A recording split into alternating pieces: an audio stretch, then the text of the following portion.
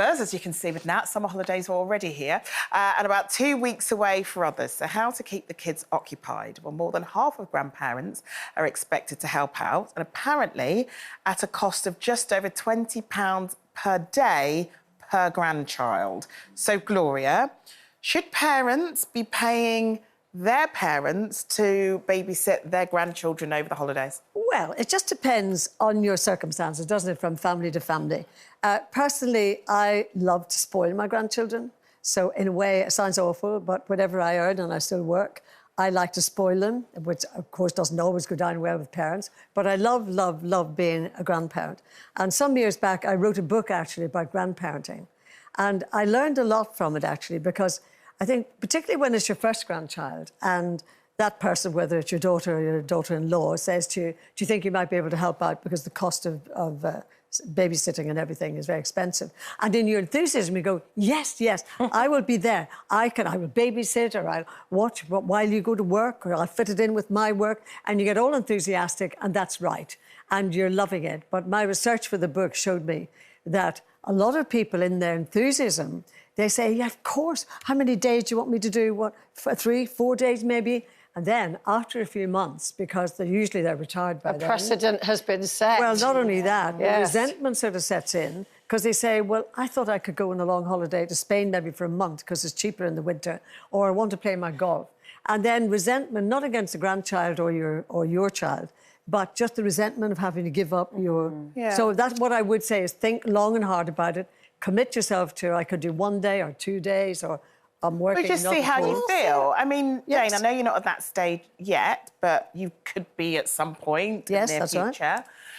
Would you set down ground rules, or would you just say, whenever, I'll do it 5 days a week if you want? Well, I suppose you do, yeah. I don't know whether I would even... I mean, my mum looked after my older daughter for me and was a complete lifesaver because I was working and it was a very demanding job that I had back then. And so I wouldn't have been able to do that at all without my mum's help. But my mum loved it.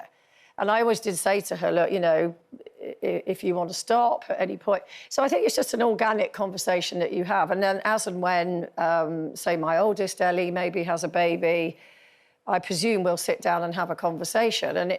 And hopefully I'll still be working as well. So you're working at 100, for goodness sake. I'll be like you, Gloria. I can't keep still be going, yeah. still be going. But, you know, hopefully...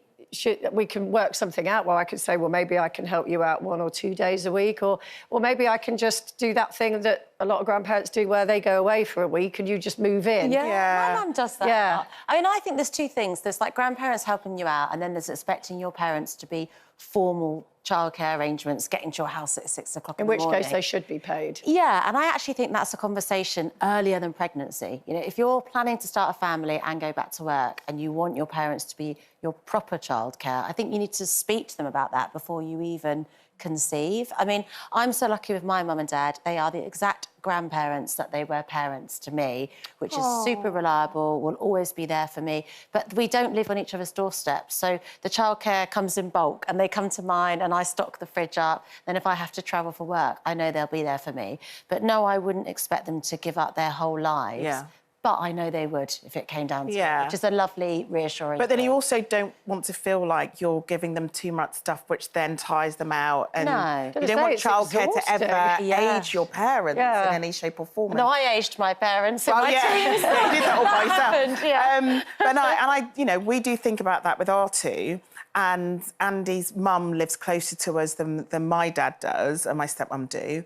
But we don't want to give her childcare all the time because that's unfair.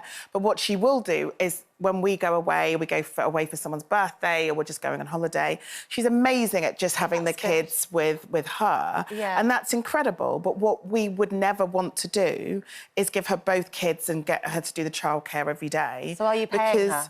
Do we pay her? That's what we want to know. No, we because pay my mum in white wine. But then, if if she was having them every day and wanted to take them out to, I don't know, to the theatre or to a museum or, you know, get them souvenirs, that's I wouldn't different, expect her to pay to Expenses. spend that. Yeah, Like expenses. politicians, expenses. Yeah. And when you said £20 a day at the top, that's a lot for some people. I mean, that's Yeah. a shop for the whole week. Yeah. But I do think that because having children and grandchildren is like Yeah. the best thing you do in life. It just is. Yeah. And I just think that there's something in here, particularly from the grandmother, that you just That want makes to it sort feel of really special. Yeah. Well, 50, nestle your we did a spoil them. poll, and 59% of people that took part in the poll said that you shouldn't have to pay your grandparents I don't think you should pay them, no. for it. So, well, we know where you lot stand. Really want the cash.